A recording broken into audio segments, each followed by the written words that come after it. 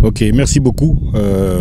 Donc ce sera d'autant plus facile pour moi que ce centre, je l'ai vu en 2019 quand je suis venu la première fois en RDC.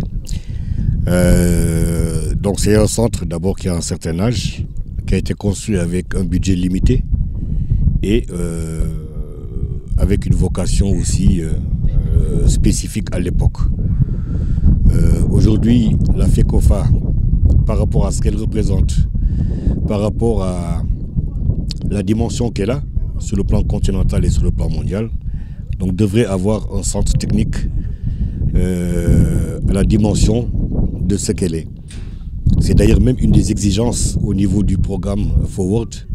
On exige que toutes les fédérations, avant d'engager des travaux d'infrastructure, d'abord aient un centre technique qui soit opérationnel, un siège qui soit fonctionnel et accès à un stade qui puisse abriter des compétitions internationales.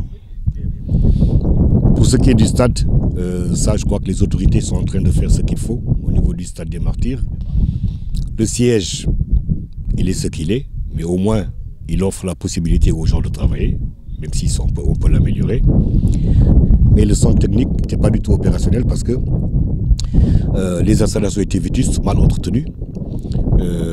Quand bien même on avait un terrain qui était praticable, qui a maintenant entre 10 et 12 ans d'âge, mais qui manque d'entretien quand même, qu'il faudrait entretenir. Donc c'est bien que le CONOR ait eu l'initiative d'utiliser une partie de vos fonds pour pouvoir réhabiliter le centre.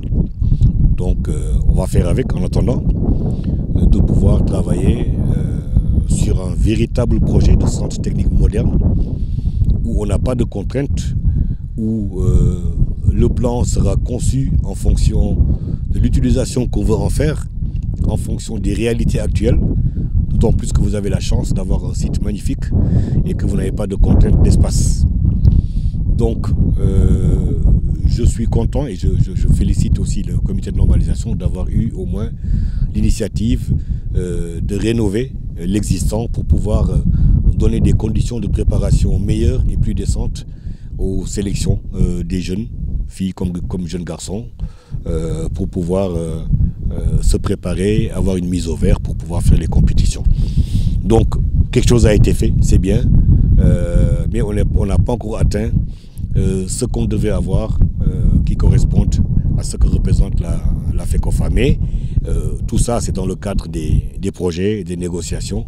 Et nous veillerons, nous, FIFA et Bureau régional, à ce que ce qui doit être fait en termes de centre technique soit fait avec toutes les commodités nécessaires, des locaux aussi pour la direction technique nationale, je ne dis pas le DTN, la direction avec son équipe qui soit sur place pour pouvoir superviser des activités de préparation, de formation des arbitres, des entraîneurs, etc.